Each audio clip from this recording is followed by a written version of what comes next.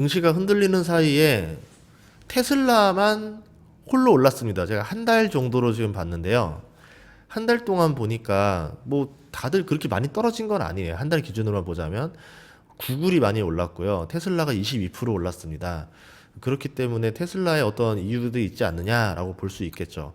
테슬라 주가가 지금 장 전 가격으로 해서 한 493, 494 정도 되거든요. 만약에 이 기세라면은 오늘 아마 500달러 터치할 것 같아요. 장 초반에 기세라는 게 있으니까. 그 다음에 유지를 할지 안 할지 모르겠지만, 그럼 500달러 찍고 나면은 어떤 게 있을까요? 차익 매물 실현 그런 유혹이 좀 많지 않을까 싶어요. 그래서 막 매도하고 싶지 않겠는가. 그래서 뭐 장 초반에 잠깐 오르고 내려오는 형태로 가지 않겠는가. 이렇게 이야기하는 분들도 있고, 아니면은 이제 500달러 넘었으니까 길게 봤을 때 이제 500에 넘어서 다른 또 새로운 도전을 하러 갈 것이다. 되게 기대를 많이 보시는 분들이 있어요. 근데 오른다 내린다를 이건 테슬라는요 더 힘듭니다. 테슬라는 좀 뭐라 해야 될까? 밸류를 계산이 안 되는 기업이긴 해요. 지금 PER로 한 300배 되나요? 예, 그러니까 엔비디아 비싸다 비싸다 말하는 사람이 테슬라 보고서 싸다고 말할 수는 없을 거 아니에요. 엔비디아도 30배, 40배 이런데 그런 거 봤을 때는 테슬라 주식은 정말 어떻게 구성되는 건지 잘 모르겠습니다. 근데 테슬라 주식은 어떤 거였냐면 예전처럼 주가가 저렴할 때 24년도 여름 때처럼 150달러 언저리에서 왔다 갔다 할 때 그때는 충분히 사볼 만한 주식이다. 밸류 무시하고. 왜냐면 얘는 밸류를 계산하기 좀 쉽지 않은 기업이긴 해요. 그런데 지금 호재들이 좀 나와서 주가가 많이 올랐고 그러면 이게 진짜 이 호재들 반영했을 때 2030년도 제가 판매를 가상으로 밸류를 한번 계산을 해봤습니다. 궁금하잖아요. 그래서 저도 좀 밸류를 알아보려고 하다 보니까 이거 같이 공유하면 좋을 것 같아가지고 나누도록 하겠습니다. 미래 밸류를 보통 저 2년 뒤로 많이 봅니다. 2년 뒤에 밸류가 얼마나 될 거냐라고 보면은 지금 테슬라 밸류는 현재는 300배고요. 2년 뒤에는 155배 정도로 보고 있습니다. PER을. 그리고 올해는 조금 이익이 많이 감소했었고 내년부터 순이익이 30% 40%씩 성장을 합니다. 그렇기 때문에 이제 어느 정도 선반영이 돼가는 것도 있죠. 그러니까 밸류를 떠나서 매출과 이익이 이 정도로 늘어나면은 굉장히 고성장이거든요. 그렇기 때문에 주가가 빠르게 올라가는 것들도 있다. 보다시피 EPS가 1, 2, 3 쭉쭉쭉 늘어나죠. 이 속도로 가면 좋을 것 같고 매출도 948억 달러에서 1088억 그 다음에 1300억 달러 굉장히 빠른 속도로 늘어나는 겁니다. 그렇기 때문에 지금 좀 메리트가 있는 게 아닌가 이렇게 보고 있고요. 자, 근데 반면에 이제 보면은 문제가 뭐냐면 매출 대비 시가총액이 너무 높긴 해요. 지금 매출이 1000억 달러가 안 되는데 시총이 뭐 1조 6천억 달러 정도 되잖아요. 16배 정도 나오고 있습니다. 이런 걸 봤을 때는 지금은 조금 현재 주가는 비싼데 미래의 기대감으로 형성되어 있다. 그럼 주가가 이렇게 오르는 이유 중에 하나가 이겁니다. 이제 테슬라의 로보택시 성공 뉴스도 나오고 있고 옵티머스 이야기도 나오고 있고 이제 여러 그러다가 스페이스 X 상장 얘기도 나오고 하면서 호재들이 쭉쭉쭉 나오고 있죠. 근데 이게 당장 이익을 주는 호재들이 아니라 이제 미래에 대한 가능성과 희망을 주는 호재들 위주로 지금 편성되어 있다. 이렇게 보시면 됩니다. 자, 그러면 이게 얼마를 벌지를 계산해 봐야 되잖아요. 이게 쉬운 일은 아니에요. 앞으로 얼마 벌 거야라고 뭐 정확히 맞출 수는 없는데 왜냐하면 내년에 매출과 이익 전망도 틀리는 경우가 허다하고 2년 뒤도 더 많이 그렇죠. 그래도 우리가 어느 정도 가늠자를 알고 있기 때문에 제가 한번 계산을 해봤는데요. 로보택시부터 한번 계산해 보도록 할게요. 한번 가정을 하는 겁니다. 연 200만 대 생산한다고 발표를 했는데 한 번에 그렇게 못할 거란 말이죠. 테슬라 자체가. 그러면은 2분기부터 생산 시작한다 했으니까 정말 2분기부터 한다라 계산을 하고 그때부터 서서히 가동률을 늘려 나간다 계산을 해보도록 하겠습니다. 그래서 한 대당 5만 마일 정도 주행을 한다 계산을 해보니까 이 로보택시가 2030년 매출 540억 달러를 기대할 수 있습니다. 아직까지는 이것들이 지금 반영되어 있지 않는데 반영된다면 이 정도 나오겠죠. 지금 테슬라 이제 올해 매출이 950억 달러인데 그러면 로보택시 매출이 그 절반 정도 되는 겁니다. 2030년 기준으로. 제가 생각했을 때 2030년 기준에 테슬라 기본 매출이 2천억 달러 좀 안 된다 생각하거든요. 5년 뒤면은 2배 정도 성장할 거 아니에요. 그렇기 때문에 그런 걸 봤을 때는 테슬라 전기차 매출 비중 대비 한 25% 정도밖에 안 나오지 않겠는가라고 보고 있어요. 그럼 여기서 마진을 계산하면은 좀 더 줄어들겠죠. 또 하나는 이제 옵티머스입니다. 옵티머스가 돈을 많이 벌 거라고 우리가 기대를 하고 있는데 생각보다는 좀 덜해요. 왜냐하면 테슬라에서 밝힌 자료 기준으로 말씀드리면 3만 달러에 판매한다 칩시다. 2만에서 3만 달러라 했는데 맥시멈 3만 달러라 볼게요. 그러면 100만 대 생산입니다. 27년부터 바로 100만 대 못 찍어낼 거예요. 그럼 10만 대 정도부터 시작한다라고 가정해 볼 때 2030년 매출을 240억 달러 정도 기대해 볼 수 있습니다. 왜 그렇게 했냐면 점유율을 20%로 봤거든요. 시장 점유율. 그 이유가 중국산 로봇가 저렴한 게 훨씬 많이 올 거란 말이죠. 그러면 전 세계적으로 봤을 때 미국 시장은 테슬라가 많이 장악한다 하지만 다른 나라들은 중국산 저가 제품과 경쟁을 많이 할 수도 있다라는 겁니다. 그리고 뭐 한국 같은 나라를 대표적으로 말하면 중국산에 대해서 배제를 하고 테슬라과 옵티머스를 쓰는 상황이 올 수도 있겠죠. 그러니까 이런 것들은 변수로 좀 작용한다 치면은 보수적으로 봤을 때는 240억 달러 정도를 보고 있습니다. 이렇게 봤을 때는 로보택시보다 오히려 매출이 적죠. 생각한 것보다 좀 낮아요. 왜냐하면 애초에 싸게 팔기 때문에. 그러면 이게 마진율이 얼마 정도 될 거냐? 좀 높게 봤습니다. 30% 정도 좀 계산을 해보고 저도 지금 생각해 보니까 자동차를 보수적으로 좀 봤어요. 그러면은 진짜 보수적으로 보면 1,700억 달러고 조금 덜 보수적으로 보면 한 2천억 달러 보고 있거든요.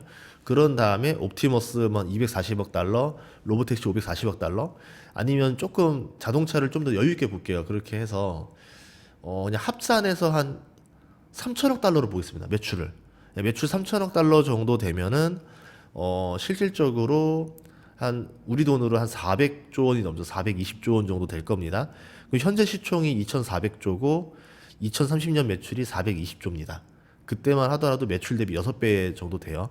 그럼 영업이익이 대략 한 30% 보면 한 150조 정도로 볼게요. 그러면 2,400조 나누기 150조 정도를 하면은 멀티플이 한 18배 정도 나올 겁니다. 그쵸? 그러면 이게 생각보다 한 5년치 선반영은 아니고 주가가 한 4년치, 3년치 정도 선반영한 건 아닌가 이렇게 볼 수 있겠죠. 여기에서도 고성장으로 탁 올라가면은 이 멀티플은 싸게 되는 거고 여기서 어느 정도 시장이 완성이 돼가지고 더 이상 성장이 좀 둔화되는 고개다라고 하면은 멀티플 15배 정도가 적정한 상태가 아닌가 이렇게 볼 수 있겠죠. 그러면 이게 어느 정도의 수준이냐 좀 비교를 해보니까 2025년 기준으로 애플이 매출이 600조 원이 넘어요. 영업이익이 197조입니다. 200조 원 정도 됩니다. 그러니까 3분의 1이 영업이익이에요. 33% 나오는 거죠. 그래서 테슬라도 애플 정도로 이제 그 정도 성장했을 때 매출 대비 영업이익이 3분의 1은 나올 거다 보고 계산을 한 겁니다.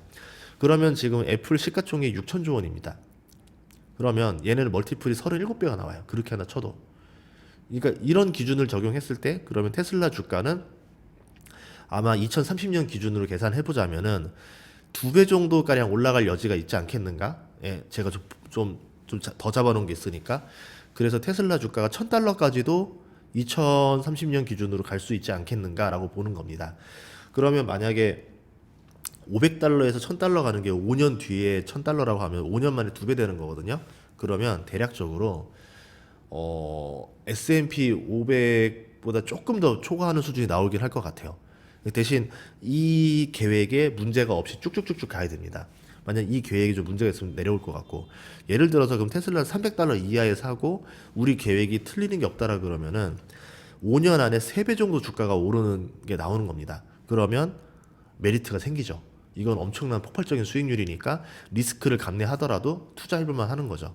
그래서 제가 어제 영상 찍었던 것도 있고 오늘 더 추가적으로 말씀드리고 싶은 게 뭐냐면, 결국 투자를 하냐 안 하냐는 위험한 주식이냐 안전한 주식이냐의 가장 큰 결정적인 거는 주가와 성장률이라는 거죠. 성장률도 변수가 많아요. 그게 리스크입니다. 근데 주식이 저렴하면 그 성장률에 대한 리스크를 해지가 되는 거죠, 일종의. 근데 반대로 주가도 비싸고 성장률도 높게 지금 계산이 된 상태라고 하면은 내가 이걸 샀을 때 먹을 것보다 잃을 게 많을 수도 있다라는 거죠. 그래서 아무리 좋은 주식이라 하더라도 저렴할 때 사야 된다. 만약에 제가 그때 워렌 버핏이라고 하면은 예전에 그런 얘기 많이 했을 거예요. 워렌 버핏이 왜 테슬라를 투자 안 하는지 모르겠다. 결국은 구글을 했죠. 네. 더 안전주의로 가신 겁니다. 그리고 테슬라 주가 $500 갈 거다. 그때 제가 했던 계산들 뭐 보여드리면서 했었던 얘기 있었잖아요. 그때 그 가격에서는 충분히 재밌다 본 거죠. 그때 테슬라 주가 $250막 그랬을 겁니다. 제가 그때 테슬라 주가 앞으로 $500 갈 겁니다. 뭐 이랬던 그 영상이 있을 건데 뭐 $300였나요? 그럴 때는 충분히 해볼만 하다라는 거예요. 근데 지금 500에서 1000 먹자고 지금 가격에 들어가기가 조금 부담스럽다라는 거죠. 만약에 계획이 틀리지 않으면 나쁜 수익률은 아니겠지만, 그래서 주식이라는 거는 내가 얼마나 리스크를 감내할 수 있느냐에 따라서 달라지더라라고 볼 수 있을 것 같아요. 제가 하나 더 좀 보여드리면, 이번에 주가 상승은 일론 머스크 발언으로 이어진 겁니다. 차량에 탑승자가 없는 상태에서 주행 테스트가 진행되고 있다. 이 말 한마디에 로보택시가 곧 나올 거다라고 하면서 주가가 이제 빡 올라갔던 거거든요. 근데 조금 고민을 해봐야 되는 게, 맨날 나온다 하고서는 바로바로 나온 적은 별로 없었어요. 언젠간 나오긴 하겠지만. 또 하나는 뭐냐면, 이 로보택시에서 재밌는 점 하나는 나머지 경쟁사들은 다 라이다를 기반으로 하고 있습니다. 그리고 라이다 회사였던 루미나가 이번에 파산 보호 신청했죠. 그런 거 보면서 이 라이다 기반이라는 게 비싸고 효율이 좋지 않은가에 대한 의심이 계속 오고 있어요. 그리고 다른 회사들은 라이다에도 의존하고 카메라도 의존하고 레이더도 쓰고 별의별 거 다 씁니다. 비용이 엄청 비싸진다라는 거예요. 대신 그 덕분에 자율주행 4단계가 가능한 거고, 테슬라는 지금 자율주행 2단계입니다. 그리고 이 비전, 카메라에 의존하고 있는 거죠. 그런데 뭐 이 데이터라던가 이런 걸 봤을 때는 충분히 카메라만으로도 가능한 것 같아가 되면은 이제 앞으로 여기 있는 경쟁자들이 다 무너지고 테슬라가 이기게 되니까 점유율을 독식하게 되는 거고, 만약에 그렇지 않게 된다던가 뭐 라이다 가격이 떨어진다던가 결국은 라이다가 필요하다던가 이렇게 되면은 테슬라가 결국 불리하게 됩니다. 이 기술적으로 어떻게 될지 모르겠어요. 근데 지금은 서로 데스매치가 벌어진 거예요. 이 자율주행 업계에서, 그 로보택시 업계에서. 그래서 요것들도 잘 보셔야 될 필요가 있는 거고, 테슬라 주가에서 비싸다라고 이제 비난하는 사람들도 많은데, 그 사람들이 이제 지적하는 거는 이겁니다. 구조적인 문제를 얘기하는데요. 새로운 차가 없다. 왜 자꾸 신모델을 안 보여주느냐라는 거죠. 예를 들어서 중국 같은 경우나 한국도 그렇고 다른 데들을 보면은 계속 뭐 5년마다 리뉴얼된 모델을 보여준다던가 디자인을 계속 바꾸던가 해서, 예전에 모델 Y 샀던 사람이 이제 모델 Y를 이제 중고로 팔고 신형 모델 Y를 사고 싶게 계속 만들어줘야 된단 말이에요. 근데 지금은 그런 것들이 없다 보니까 굳이 내가 신형을 사야 돼? 교체에 대한 의지가 없어요. 제 지인들도 테슬라 14만 킬로, 15만 킬로 다 지인들이 있는데 신형 모델을 사야 된다는 의지가 아예 없습니다. 너무 좋은 걸 이렇게 된 거죠. 예전에 하나 제가 말씀드리면은 재밌는 게 있었는데, 그 해군에 있을 때 그 독일제 엔진사를 써서 이렇게 쓰는 뭐 보조기, 보조 엔진을 쓴 적이 있었는데 그 회사가 망했어요. 그래서 제가 그 회사 대체 왜 망했습니까? 그러니까 어이가 없지만 너무 고장이 안 나서 부품을 팔지 못해서 수익성 악화로 망했다 하더라고요. 그러니까 결국은 소비자들이 계속 갈게 뭔가 돈을 쓰게 만들어야 된다는 거죠. 애프터적으로. 테슬라가 그렇게 하지 못했기 때문에 오히려 그 뒤에서 애프터 마켓에서 나오는 돈을 벌지 못하니까 계속 좀 아쉽지 않나 싶어요. 그러니까 좀 모델 체인지를 나올 수 있도록 뭔가 유도를 해야 되지 않겠나 싶고 있고, 지금 미국, 유럽, 중국에서 전반적으로 판매가 감소하고 있습니다. 전기차 시장에서 세액공제로 밀린다던가 아니면 중국 전기차한테 밀린다던가 이런 식으로 안 좋은 모습들을 보여주고 있어요. 그러니까 본업에서 성장이 빵빵빵 일어나면서 이제 로보택시랑 이제 그 다음에 옵티머스가 달라붙어줘야 되는데, 본업이 위축되는 상태에서 지금 날개가 가능성이 생기다 보니까 그렇게 되면 주식시장에서 그렇게 좋아하진 않거든요. 다 잘 돼야 됩니다. 그런 점에서 테슬라가 자동차에서 어떤 구조적인 혁신을 좀 보여줄 수 있느냐, 돈 버는 걸 뭘 보여줄 수 있느냐를 우리가 잘 체킹해야 되지 않을까 싶습니다. 그런 점들을 보면서 기대감과 이제 좀 우려하는 것들을 한번 전반적으로 나눠봤는데, 여러분들이 그냥 제일 궁금한 게 이제 밸류잖아요. 그러니까 이 밸류라는 거를 꼭 보고 살 필요는 없어요. 맞는 경우가 많지는 않으니까. 그런데 대략적으로 그건 알아야 될 거 아니에요. 이 방향으로 가는 게 북쪽인지 저 뒤로 가는 게 북쪽인지는 구분은 할 수 있어야 될 거 아니에요. 대략 요쪽 범위 어딘가에서 북쪽인 것 같아라고 하면 가다 보면 얼추 갈 수 있어요. 근데 반대 방향으로 가면 안 되잖아요. 그러니까 한번 밸류를 좀 잡는 것들은 여러분들이 기본적으로 해볼 필요가 있다라는 생각을 합니다. 그래서 제가 이제 항상 뭐 강의도 많이 하고 하는데, 그때마다 꼭 이렇게 밸류를 보여드려요.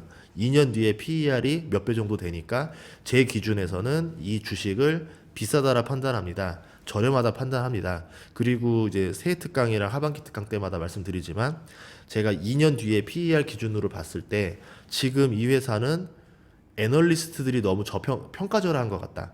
그러면 저는 이 정도 PER에 애널리스트 평가절하인데 제가 알고 있는 정보를 더해 보니까 이거는 절대 평가절하 당할 일이 아닌 것 같다. 그러면 조만간 새로운 가치 평가가 나올 거고 그때는 각광을 받게 되면서 다시 자기 밸류를 올라오지 않겠냐. 최소한 예를 들어서 PER 12배에서 15배 정도 받아야 되는 기업인데 시장에서 뭔가 좀 나쁘게 디스카운트해서 PER 6배, 7배에 도르고 있습니다. 근데 제가 보니까 앞으로 2년 뒤에 뭔가 더 좋아질 구석들이 많아요. 이익이. 근데 사람들이 그걸 몰라요. 그럼 어떻게 하면 될까요? 나중에 2년 뒤에 보니까 PER 15배가 아니라 한 20배 이상 받을 수 있을 것 같은데? 라고 보는 거죠. 대표적으로 삼양식품 같은 경우도 지금 PER 20배 정도로 가잖아요. 그런 식으로 저평가에서 고평가로 바뀔 수 있는 기업들을 찾아내는 것들이 여러분이 더 투자를 하는 사람들이 지속적으로 해야 되는 겁니다. 지금 내가 가지고 있는 거를 홀딩하는 게 나을 선택인 거지 아니면 이게 오를 만큼 올랐기 때문에 이거를 좀 팔고 비중을 줄이고 앞으로 오를 수 있는 저평가에서 고평가로 갈 수 있는 기업들을 더 매수를 해서 담아놔야 될 건지 이것들을 계속 부지런히 해야 돼요.